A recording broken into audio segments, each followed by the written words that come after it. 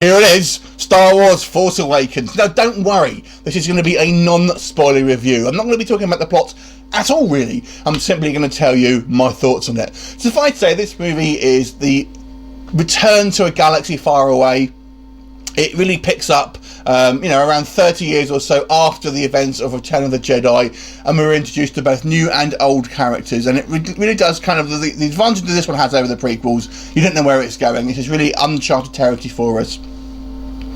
Now, like I said, I'm not really going to talk about the plot at all here, because very little has been kind of released about it. All I would say is be very careful about the internet, because there are some major twists here and kind of and plot details that are very easy to spoil. So just be careful of reading things like the comments and stuff like that if you are going to go and see this film, because I expect most of you are.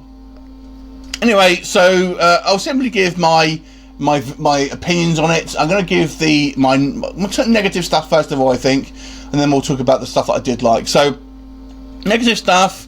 There are a few. This is no means a perfect film.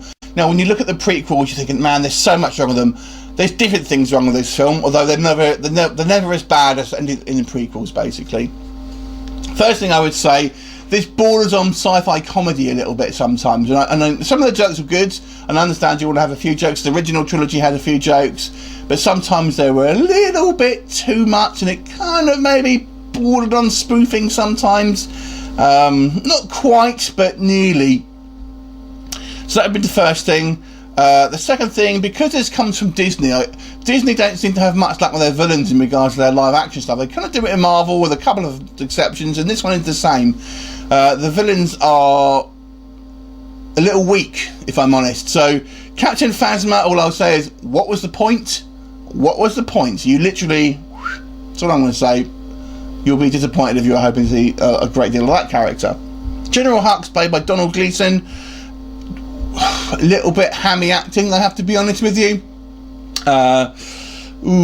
Just a little bit overacting, a little bit OTT with him. Kylo Ren, I have mixed feelings for. They've made some choices with this character which make him kind of different from Darth Vader, but at the same time he's really fulfilling that Darth Vader kind of that role. He comes across, his personality is a little different though.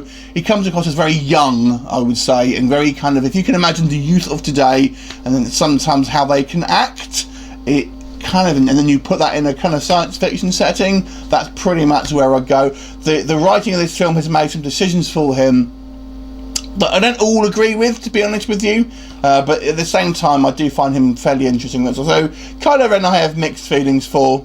I don't think he's iconic looking as Darth Vader, to be honest with you, either.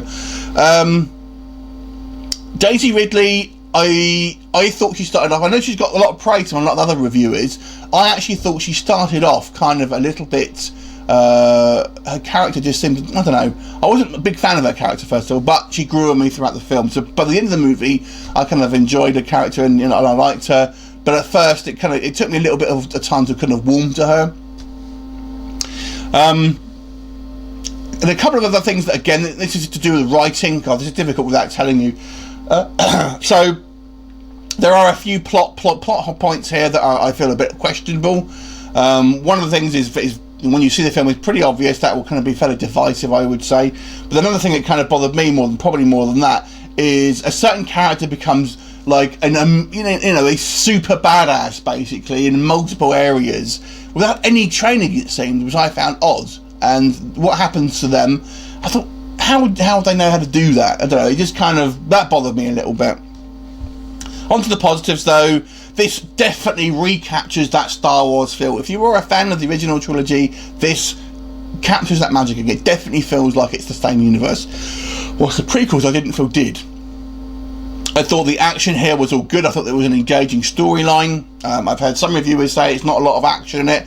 I kind of understand there's maybe not one standout kind of scene that steals it, but I think there's a good amount of action here throughout the film. I felt it was kind of quite well paced.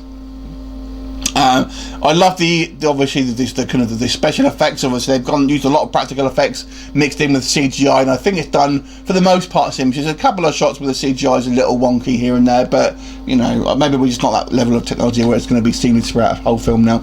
But I really liked it. I really love some of the characters here. I have to say, John Boyega's Finn. I loved his character. He was my favourite character. He had a very different kind of point of view from what we've seen before. I thought he was very, very good. You know, Harrison Ford returning as Han Solo.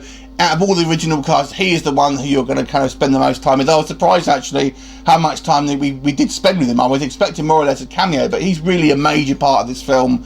And to be honest with you, I think, why do we actually need a Han Solo, you know, solo movie now? Because in a way, this is kind of the Han Solo film anyway. The rest of the original cast, don't be expecting to see a lot of them. That's all I'll say. But I think everyone did a good job. Like I said, Daisy Ridley, at first it took me a little time to warm to her, but by the end of the film, I did enjoy it, and kind of, you know, you're rooting for them basically. It does maybe kind of. One of the other kind of criticisms I've had, I'll just go back to this, is it more or less retells the original Star Wars, and that is true. Now, it didn't necessarily bother me, that one, but it is true. That does have to be sort of kind of mentioned, that this film does really take a lot of elements, particularly from A New Hope, and kind of just redo them, but does have elements from the other films as well. So maybe it's just kind of, I don't know, playing like a little bit too much. Like I said, that personally didn't bother me, but it may be a criticism, which is fair to say. But overall, this is it's a great film. I feel if this didn't have the Star Wars name to it, you know, it would probably be a lot less sort of like picked apart and compared to the originals. Like I said, this is head and shoulders above the prequels. Do I think it's better than the original? That's a difficult question. My initial thoughts would be maybe no, but it's not far behind them, to be honest with you. It's you're not going to be. I don't think you'll be disappointed with them. If you hate the prequels, you love the originals, I feel you won't be disappointed with this film, but it'll be kind of like, you know, up there with the kind of original three, but not quite ahead of them. Although I feel some people may feel it's maybe better than, say, maybe Return of the Jedi, possibly. But for me, I still prefer Return of the Jedi. Anyway, I'm going to give this movie a 7.5 out of 10. It's definitely a good film. It's not without its flaws, but we're off to a good start, I would say. Have you seen it? What did you think of it? Leave a comment, and I'll look forward to seeing you next time. Bye for now.